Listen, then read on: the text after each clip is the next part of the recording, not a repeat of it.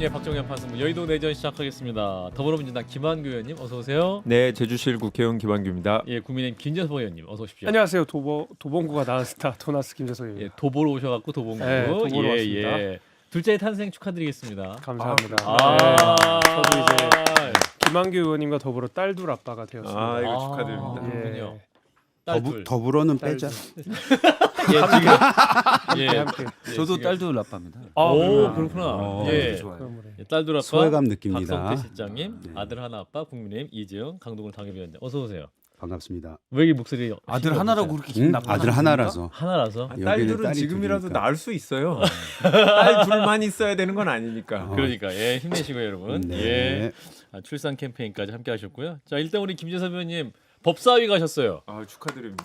축하드립니다. 예, 축하할 일입니까 이게? 지도부에서 공격력을 인정받은 거잖아요. 야. 또는 네. 또는 이제 미운털이 박혔다 이렇게 해석도 가능하지만 왜 미문털이에요? 아무튼 제가 그 적과 꿀이 흐르는 정무위원회에서 아, 소돔과 고모라 같은 법사위로 가니까 예.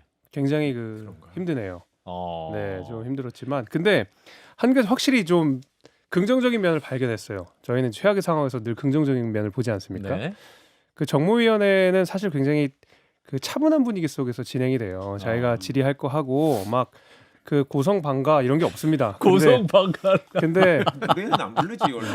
뭐 때로는 노래도 부르시고 그러시잖아요. 맞네. 네, 예. 그러니까 노래. 그래서 이제 좀 어떻게 보면은 이제 좀 차분하고 좀 지루하기도 하고 그렇거든요. 예. 근데 법사위는 들어가고 나니까 벌써 점심시간이야. 아, 하루가 빨리 가는군요. 이른바 관전잼이라고 하죠. 예. 그런 게 이제 확실하더라고요. 어허. 그냥 그렇군요. 매 순간이 쇼츠예요. 보니까. 그러니까 화면으로 보기보다 실전으로 대면해 보니 정말 인상적이었다. 그렇죠. 민주당 의원 누구세요? 뭐 한 거의 명. 다 거의 그 중에 제일은 특히 이제 제가 봤을 때는 뭐 서영교 의원님이 김재섭 의원. 물론 뭐 하지 저를 마세요. 향해서 호통을 치지는 않았지만 아, 그래요? 제가 그 언론에서만 그 이렇게 한번 전자를 거쳐서 들었던 그 목소리와 예. 바로 그 음파를 통해서 직접적으로 들은 목소리의 차이는 상당하더라고요. 진짜 마이크 없어도 목소리 다 들리죠. 그렇습니다. 음. 그렇습니다. 여기서 국회까지 들릴 것 같아요. 여기서 그게 악어 과장이야. 김재섭 국민의힘 의원이 이제 국민의힘 법사위로 간 거는 드디어 국민의힘이 진정한 무력을 제가 국회 선진화법만 없었어도 없었어도? 삼선했을 텐데. 네. 예. 아무튼 그렇습니다. 예, 좋습니다. 법사위 잘 좋은 모습만 보여주시고. 예. 자, 일단 장도혁 대표 지난 12월 3일 비상계엄 1년 때 계엄 옹호 메시지를 내서 당내 비판이 거셉니다. 근데 원조 친윤으로 불렸던 윤한홍 의원이 또 면전에서 바로 직격탄을 날렸는데 영상을 일단 듣고 이어가겠습니다. 우리 당 지지율은 꽈락 수준에서 변동이 없습니다. 왜 그렇겠습니까? 우리가 비판할 자격을 갖추지 못했다고 판단하는 그런 국민들이 더 많기 때문입니다. 비상계엄에 대해서 잘못했다는 인식을 아직도 갖고 있지 못하다 하는 그런 평가를 우리가 받고 있는 것입니다. 똥 묻은 개가 겨 묻은 개 비판하는 꼴이니 우리가 아무리 이재명 정부를 비판해도 국민들 마음에 다가가지 못합니다. 자, 우리 김재섭 의원이 딱 들으시면서 굉장히 감동했어요. 맞습니다. 어떤 부분을 감동하신 거야? 제가 그 정무위원장님으로서 제가 모시던 의원님이신데 예. 그런 거잖아요.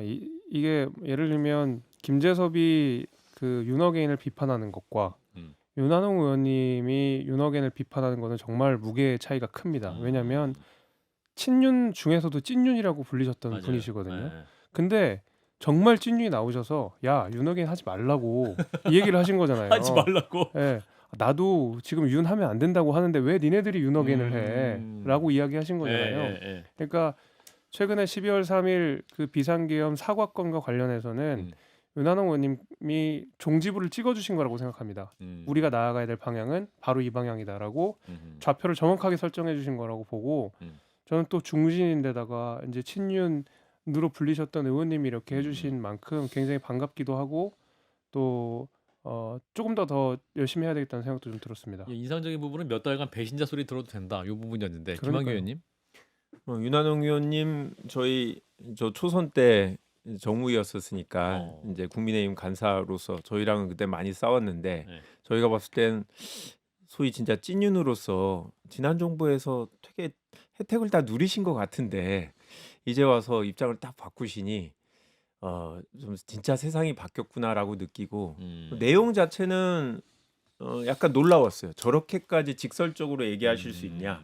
특히 윤석열 대통령하고 우리하고는 원래 가까웠던 사람도 아니고 민주당하고 가까웠던 사람 우리가 선거 때 어허. 후보가 없어서 데려왔다. 이렇게 노골적으로 얘기하시고 완전히 이거는 절연을 해야 된다라는 김재섭 의원과 같은 소위 소장파가 아니라 국민의힘 주류의 입장처럼 보였거든요. 어허. 근데 이제 과연 이게 장동혁 대표나 지지층의 지지를 얻어낼 것인가 이게 지금부터 관건이 아닌가 싶고 만약에 저런 태도가 국민의힘의 당론이 된다고 하면 저희도 상당히 긴장을 해야 될 정도의 반성이라고 보여지죠. 저도 굉장한 주류입니다. 수준.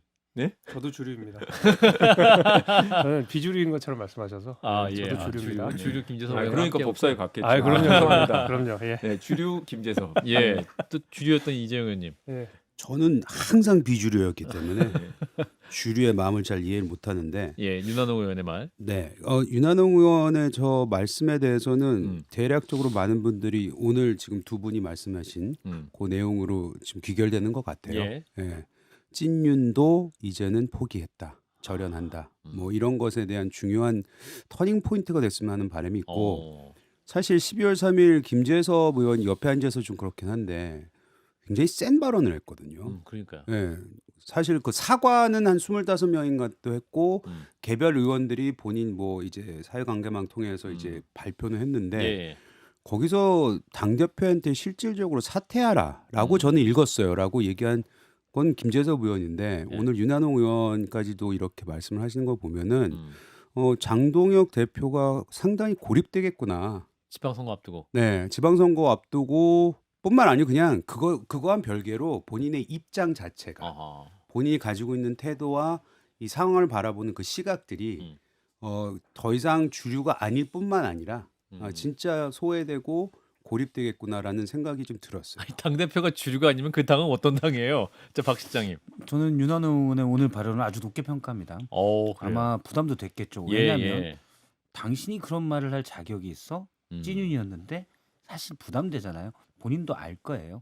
그럼에도 불구하고 찐윤이었던 윤한홍 의원이 어쨌든 최소한의 상식선에서 예. 어떻게 계엄을 하냐라고 예. 우리가 절연해야 된다라고 얘기하는 거는 저는 의미가 있다고 봐요. 어떻게 보면 본인이 욕먹을 각오하고 얘기한 겁니다. 그래서 그런 부분들은 저는 효용성 측면에서 맞는 말을 했다. 예. 그리고 장동혁 대표가 제가 어제 이 자리에서는 지금 삐뚤어지기로 결정한 단계다라고 했는데 여기에 그냥 흔들려서 다시 어떻게든 좀 국민의힘 의원들의 마음을 살려고 할지 계속 삐뚤어질지 저는 후자 쪽에 무게를 두긴 하는데 삐뚤어졌다. 예, 그래서 계속 싸워서 이겨야 됩니다.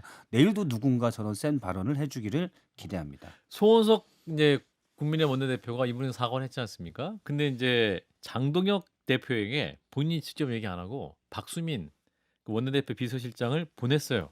계엄 사과 메시지를 내시라 했더니 설득했는데 무산됐다는 거예요. 네. 이거 어떻게 해석해야 돼요? 박수민 의원이 상당히 친화력이 있죠. 그렇죠. 저도 좋아하는 분인데 기존에도 원내 지도부에서 나름 이제 그 12.3 계엄에 대한 비판적인 입장을 취한 분으로 알고 있고 예. 또 뭐 여러 사람하고 대인 관계가 좋기 때문에 직접 가는 것보다 송원석 원내대표가 대리인을 보낸 것 같은데요. 예. 제가 봤을 때 원내대표하고 당대표가 이 정도는 얘기를 하셔도 되는 사안 아닌가요? 옆에 앉아 있잖아요. 왜 사실. 굳이 뭐 의원실도 가까운데 예. 이렇게 대리인을 보낼까? 결국은 이제 설득이 안 될 거라는 걸 알고 그렇게 한 거 아닌가 싶고요. 저는 지금은 완전히 가독이고 윤석열 전 대통령에 대한 1심 판결이 선고되면 한쪽으로 확 쏠릴 수밖에 없거든요. 그냥 내년 국민들이 이제 뭐 내란이 아니다라는 거를 동의하지 않아 주실 거고 예. 장동혁 대표 같은 스탠스는 완전히 힘을 잃을 텐데 윤한홍 의원이 참 영리하시게 지금의 상황 판단을 하고 있다라고 보거든요. 예. 장동혁 대표 좀 자존심 상하겠지만 못 이기는 척 여러 의원들이 우리 주류인 김재섭 의원 같은 분이 세게 얘기하니까 이제 당내 의견 수렴을 하고 1심 판결 선고 전에 입장을 정해야 됩니다. 그 이후에 정한 거는 별로 의미가 없는 거고 그건 법원에 의해서 강제로 입장을 바꿔라라는 공적인 판단을 받는 거라 그 전에 하는 게 중요한데 저도 그래서 계속 보고 있습니다. 김지석 의원님, 예, 장동혁 대표는 대체 누구랑 상의하냐 이런 얘기가 나오거든요. 모르겠습니다. 일단 모르겠어요. 저랑은 어떡해요? 상의를 안 하는 거죠. 예, 김지석 의원과 상의 안 김민수 하시고. 최고위원 아닌가요? 뭐 김문수 최고위원이랑 네. 상의를 하신다는 얘기는 들었는데 김민수. 예. 근데 지도부랑도 그렇게 막 소통이 엄청 원활한 것 같진 않아요. 왜냐면 예를 들면 우리 뭐 우재준 최고위원, 그다음에 저 양양자 최고위원 이런 분들은 사과해야 된다고 적극적으로 말씀하시는 맞아요. 분들이거든요. 네. 그리고 실제로 당 대표에게 그런 압박을 좀 하기도 하고 그렇기 때문에 사실 그날 12월 3일 오전에 나왔던 장동혁 대표의 메시지는 의원들 대다수가 다 놀랐을 겁니다. 최고위원들을 포함해서요. 뭐 당연히 저도 그랬고요. 실망스럽기도 했고요. 근데 저는 지금 그래도 국민의힘 방향을 잘 잡고 가고 있다. 그리고 장동혁 대표가 방향을 잘못 잡았다고 생각하는 게 제가 마침 딱 방송하기 전에 한국일보 기사 하나가 나왔는데 예. 제목이 그런 거예요. 장동혁이 포섭하려는 극우 무당층 고작 4%다. 이게 뭐냐면 윤 대통령을 지지하지만 극우 무당층으로서 국민의힘의 지지층은 아닌 분들이 고작 4%란 거예요. 예를 들면 뭐 무슨 뭐 자유통일당 뭐 이런 그 극우 정당들이 몇 있지 않습니까? 예. 근데 그게 이제 4%밖에 안 되고 국민의힘 지지층 내에서도 3분의 2가 윤석 대통령 잘못했다고 이야기하시는 거거든요. 예. 그러니까 저는 사실 어떤 분이랑 상의하는지는 제가 잘은 모르겠습니다만은 국민의힘 지지층 그리고 중도층 대다수가 지금 장동혁 대표가 가는 길이 안 맞다고 말씀하시고 있는 상황이기 때문에 조금 더 폭넓게 의원들과 소통을 좀 하시는 게 필요하지 않나. 이런 김민수 생각이 최고위원이 듭니다. 그렇게 말씀하세요. 소장파 의원들 분탕 칠 자신만 있으면 입 다물어라. 네, 싫습니다. 저는 이제 계속 싫어요. 아니, 그 예. 무엇보다도 아니 지금 제가 아까 전에 윤한홍 위원장님이 예.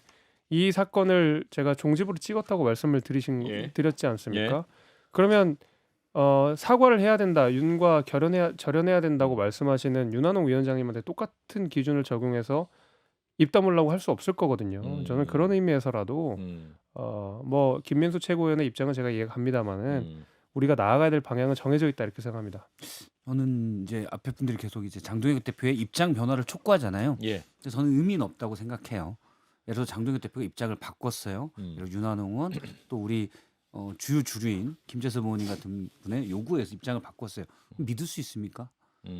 이분은 가장 유연한 철학을 보여주신 분이에요. 친한계의 핵심이었다가 계엄 해제 표결에 찬성했다가 갑자기 계엄에 하느님의 계획이 있다고 그랬다가 하루에 1도씩 좌측으로 중도로 가겠다고 그랬다가 그리고 가장 결정적인 거는 12월 3일 계엄이 의회 폭거에 맞선 것이다. 맞아요. 불법 계엄에 대한 규정을 그렇게 했어요. 이분이 입장을 바꾼들 제1야당의 대표가 되는 게 타당하냐. 그리고 또 입장을 바꾼 게 지속될 것이냐. 믿을 수가 없습니다. 이분은 흔들어서 떨어뜨려야 될 대상이지 이분의 입장 변화를 촉구하는 거는 저는 의미가 없다고 봐요. 어휴, 센 발언이에요. 셌습니까? 그럼 좀 더 세게 얘기할까요? 예, 아닙니다. 목소리 예, 크게? 네, 내용상으로 아주 셌다는 얘기고 장동혁 대표가 이제 선 지지층 결집 후에 중도 확장 요거를 이제 노리고 계시고 일단 연말까지는 지지층의 무게 중심을 더 많이 두고 0.5% 포인트 점진적으로 상승하면 연초에 나아질 것이다. 0.5가 올 리가 없잖아요 지금. 0.5가 올리가 그러니까 없어요. 장동혁 네. 대표가 얘기했던 지지층을 결집시키고 거기에다가 나중에 살을 붙이겠다라는 그렇죠, 거는 그렇죠. 펀더멘털이 튼튼해지고. 그렇죠. 그거는 정치권에서 늘 하던 얘기입니다. 근데 그거는 정상 상황일 때 그런 것이고 지금 우리 당은 윤석열 전 대통령과의 절연 계엄에 대한 입장 정리 이것이 확고하지 않은 상태에서는 예. 그냥 아까 김재섭 의원이 얘기했고 오늘 나왔던 그 한국일보에서 지적한 그 4%만 바라보는 아니면은 거기 그 기사를 보니까 국민의힘 지지층을 포함해서 전체 인구의 한 12% 정도. 그러니까 우리 유권자가 한 4,500만이라면은 한 500만 정도 되는 거잖아요. 이 500만이 100% 투표를 한다 하더라도 그 500만으로 어떻게 이길 겁니까? 그 500만에 나머지 최소 필요한 한 2천만이 안 붙어요. 그러니까 0.5%씩 올려가지고 이걸 뭐 40%, 50% 만들겠다는 거는 그거는 지금은 성립이 되지 않는 방정식이라서 이 상황 자체를 바꾸려면 저는 아까 우리 박성태 실장님 말씀하신 정도의 세기가 이루어져야 되지 않나라는 생각이 밀어서 듭니다. 떨어뜨려야 된다. 그러니까 뭐 반성한다고 얘기하든 사과한다고 얘기하든 입장을 바꾼다고 해도 지금 믿을 수가 없는 단계라는 거죠. 음. 네. 그러니까 지금 양당이 제가 봤을 땐 사실상 다 집토끼론으로 선거를 치르고 있거든요. 예. 그러니까 통상적으로 여당이 이러면 안 돼요. 그런데 지금 아주 예외적인 상황인 거죠. 윤석열 전 대통령과 이를 옹호하는 세력 이렇게 저희가 네이밍을 딱 하고 보면 중도층들도 윤석열 전 대통령에 대해서 1심 판결이 안 나왔기 때문에 이게 소구하는 게 있다고요. 근데 만약에 국민의힘이 태도 변화를 딱 해서 윤석열과 절연하는 이미지로 딱 가면 예. 저희도 선거 전략을 바꿀 수밖에 없어요. 아하. 그러면 윤석열 전 대통령 1심 판결 선고되면 우린 내란이 진짜 종식됐다. 우리가 승리했다라고 하고 그 대신 다음 스텝으로 가야 되는데 지금은 그런 목소리가 별로 힘을 못 얻는 게 예. 그렇게 안 해도 이겨. 집토끼 우리가 더 많고 중도층도 현재에서는 장동혁 대표가 기대하는 것처럼 국민의힘 쪽에서 조금씩 가져갈 수가 없는 구조다. 이렇게 보기 때문에 그냥 집토끼론으로 양쪽 다 선거 치르면 민주당이 이길 수밖에 없다. 이거를 국민의힘 의원들도 아실 텐데 왜 자꾸 이 절연을 제대로 못 하시는지 뭐 궁금합니다. 서울, 이제 경기, 수도권을 지역구로 둔 국민의힘 의원들이나 이제 지자체 출마 예상자들은 굉장히 좀 불안해하실 수도 있을 것 같아요. 무슨 말씀하세요? 불안해하십니다. 어떻게 불안해하세요? 구체적으로. 그러니까 저도 제 선거를 치를 때도 비슷한 입장이었는데 보통 이제 저희가 만나는 지역 유권자분들은 사실 중도층들이 대부분이세요. 그러니까 이 여론조사에 응답하시는 분들도 각 당에서 네. 지지를 강하게 하시는 분들이 주로 적극 응답층들이 많다 보니까 저희가 현장에서 만나서 발로 뛰며 만나시는 분들은 대략적인 이미지, 대략적인 흐름들을 그냥 보시거든요. 근데 그러다 보면은 예를 들면 구청장, 시의원 이런 분들 보면 보통 국민의힘 저 비토가 많고 특히 이제 윤석열 대통령 관계 문제 관련해서 비판적인 목소리를 많이 내시는데 그분들을 설득하고 열심히 하겠습니다. 지역 일을 위해 열심히 하겠습니다 하고 뛰어다닌들 그렇게 해서 10표를 벌어놓으면 갑자기 윤어게인 해버리는 순간 100표가 뚝뚝 떨어지는데 이게 되게 힘이 빠져버리죠. 그러니까 제가 뭐 앞서서 이재용 의원님께서도 그런 말씀을 해주셨지만 제가 메시지를 좀 강하게 낼 수밖에 없었던 게 제가 이제 말하자면 국민의힘에서는 북방 한계선에 있는 사람인데 여기 온도가 되게 대단히 차갑단 말입니다. 그렇죠. 특히 네. 최근에 그 우리 지도부 행보 이런 걸 보면 그 주민들의 이 굉장히 그 태도가 냉담해요. 그러니까 그런 것들을 생각해 보면 의원님이 당- 딱 악수하러 갔대. 그러니까 뭐 저에 대해서 어떻게 평가를 하시든지 간에 일단 국민의힘에 대한 평가는 냉정하다라는 거죠. 오케이. 예. 그러니까 그런 의미에서 앞으로 당장 6개월 뒤에 선거를 치러야 되는 사람들 입장에서는 초조하죠. 이재용 의원님도 이제 서울 지역구신데 네. 그 5선에 도전한 오세훈 서울시장 같은 경우에 사과는 몇 번이라도 하면 어떠냐 뭐 이런 말씀도 하잖아요. 네. 뭐 보시면 어떻습니까? 위기의식이 어떻게 느껴지시는지? 그러니까 저희가 이거예요. 그 실질적으로 내 삶에 도움이 되는 사람이 누굴까라는 평가를 전 유권자들이 항상 한다고 생각합니다. 예. 선거에서. 선거에서. 그러면 저는 오 시장을 바라볼 때 오 시장이 지금 5선에 재도전했을 때 내년에 충분히 할 만하다라는 부분이 저는 가지고 있어요. 근데 그거는 본인이 지금까지 쌓아왔던 뭐 역량과 이미지와 뭐 사람들한테 얻는 뭐 인기도 이런 것이 다 복합적인 건데 예. 거기에 딱 하나 걸림돌이 자기가 컨트롤하지 못한 이 당에 대한 입장이거든요. 어. 유권자들이 당에 대해서 원체 지금 안 좋아한다면은 본인이 알물이 날고 길고 뛰는다 하들 그거를 뛰어넘을 수 있을까? 이거에 대한 부분이 당연히 있겠죠. 근데 잘 아시다시피 서울시장 선거가 왜 잘 돼야 되냐? 오세훈 시장이 시장 되는 것도 중요하지만 사실은 그 외에 시의원 선거, 구청장 선거 이 다 영향을 받습니다. 그럼 그 사람들마저도 다 불안할 수밖에 없는 것이거든요. 예. 그래서 이건 선거를 위해서라도 정당이 왜 있냐? 선거 이기기 위해서 있는 거 아니겠어요? 그렇다면 장동혁 대표의 지금 입장은 이미 벌써 아까 말씀하셨대로 사과를 한다 하더라도 늦었다. 그렇기 때문에 이거는 굉장히 큰 틀에서의 변화가 필요하다고 저는 생각이 듭니다. 예. 자, 이런 가운데 이제 김건희 특검팀이 올해 7월에 이준석 전 대표 측으로부터 윤 전 대통령과의 통화 녹음 파일 5개를 이미 제출받았다. 그러니까 2022년 6월 지방선거에와 강서구청장, 강원지사, 대구수성을, 성남 분당갑 보선 등 다수 공천에 관여한 것으로 보인다. 의심되는 내용이 있다고 하는데 이 통화 녹음 파일 김한규 의원님 네. 어떤 위법의 증거가 될 수 있을지. 사실 이거는 이준석 대표가 당시 대표가 그렇죠. 어떻게 받아들였는지가 사실은 중요해요 법적으로. 아 대표가. 예, 그러니까 부당한 압력으로 느껴서 실제로 이를 따를 수밖에 없었는지 이게 중요한 거거든요. 예. 그러니까 대통령 당선인이 대통령인 아닌 신분에서 당선인 신부에서 당 대표한테 이런 조언을 했다고 할 수 있는 건지 의견을 제시했다고 할 수 있는 건지 아니면 내가 당선인이니까 당신은 내 말을 따라야 된다. 이렇게 말은 안 했어도 그런 분위기였고 그런 결과가 초래됐는지 이게 중요한 거거든요. 예. 그래서 부당한 압력이란 건 누구나 인정할 수 있을 텐데 형사적으로 불법인지는 조금 더 지켜봐야 되는 면이 있다. 그렇긴 한데 분명히 이준석 전 대표가 이 녹음을 다 하고 갖고 있었다라는 건 본인도 이게 상당히 부당하다라고 느껴서 만약을 대비해서 카드로 갖고 있었던 게 아닌가. 그러면 그 자체만으로도 부당한 압력으로 보여질 여지는 있다라고 생각합니다. 예. 또 하나죠. 김건희 씨의 그 문자가 계속 화제인데 이번에는 그 공천관리위원장을 맡았던 윤상현 의원에게 당시 이제 명태균 게이트가 수면이 오르자 윤상현 의원이 이렇게 했다는 거예요. 텔레그램 메시지로 보안 특별히 조심하세요. 앞으로 더욱 조심만 하세요. 이게 약간 국문과 이거 해석해 주세요. 조심하세요. 더욱 조심만 하세요. 만자가 숨도 쉬지만 중요합니다. 뭐 이런 거 아니에요? 만자가 중요한 거 아니, 같아요. 만. 넌 딴 거 하지 마. 딴 거 하지 마. 이것만 또 신경 써.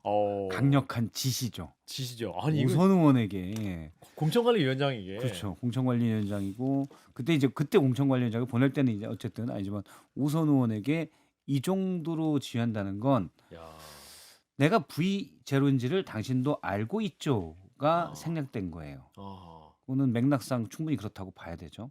예. 총괄 선대위원장이 공천관리위원장한테 네.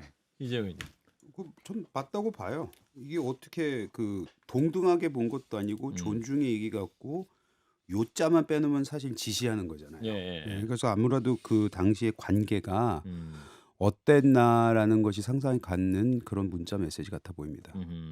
이제 박성재 전 장관 메시지도 그렇고 지금 이제 윤 정부 출신 인사가 이런 말을 했답니다. 윤 전 대통령은 참모들 앞에서 김건희 씨를 두고 대선 승리 1등 공신이자 총리급이다.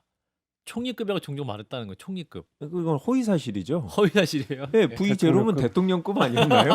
네, 뭐 상황 수준이었던 것 같은데 대통령이 허위 사실을 유포하신 것 같다라는 생각이 들고 이게 대통령도 공사 구분을 못하는 거죠. 설사 자기가 조언을 많이 구한다고 할지라도 그렇죠. 상의를 할 수는 있죠. 이거를 참모들 앞에서 그렇게 얘기한다는 건 너네가 이제 김건희 여사가 직접 연락을 하거나 하면 총리급이라고 생각하고 그걸 따라라라고 지시하는 걸로 받아들여지는 거잖아요. 그러니까. 그래서 정말 공사 구분 못하는 분이 대통령이 되셨었구나. 그 정부에서 대통령실에서 오래 버티신 분들이 참 대단하다라는 생각이 듭니다. 김지성 의원. 보통 저희가 뭐 당선이 되면 당선 소감으로 아내가. 아내 덕입니다라고는 많이 하시는데 아내. 굉장히 구체적으로 뭐 총리급입니다 뭐 이렇게 하진 않죠. 저희 예를 들면 국회의원 당선됐다고 저희 뭐 비서실장급입니다 이렇게 얘기하진 않거든요. 그러니까 사모님 무슨 급이세요? 의원은 비서실장이 없잖아요. 그러니까 예를 들면 보좌관급. 예를 들면 뭐 보좌관급입니다 뭐 이렇게 말하지 않잖아요. 저도 이제 아내 덕이죠. 당연히 아내 덕인데 이런 것들이 사실 그 당시 이제 관계 같은 것들로 드러나는 거죠. 그러니까 보면은 뭐 인사 문제나 뭐 여러 가지 뭐 청탁도 많이 받았던 것 같고 이렇게 됐는데 좀 뭐 사후적으로 드러나고 이미 정권도 뺏긴 마당이긴 하지만 이런 거 보면 참 그래요. 마음이 좀 복잡해요. 되게 화도 나면서도 얼마 전에 또 그 김건희 씨가 이 재판에 나와가지고 재판을 받는 장면이 맞아요. 언론에 좀 나왔더라고요. 그래서 야 이렇게 뭐 천하를 호령하던 분이 어느 날 저렇게 재판장에서 마스크 쓰고.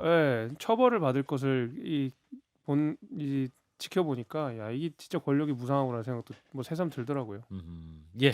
자 박종현 판승과 함께하고 계십니다.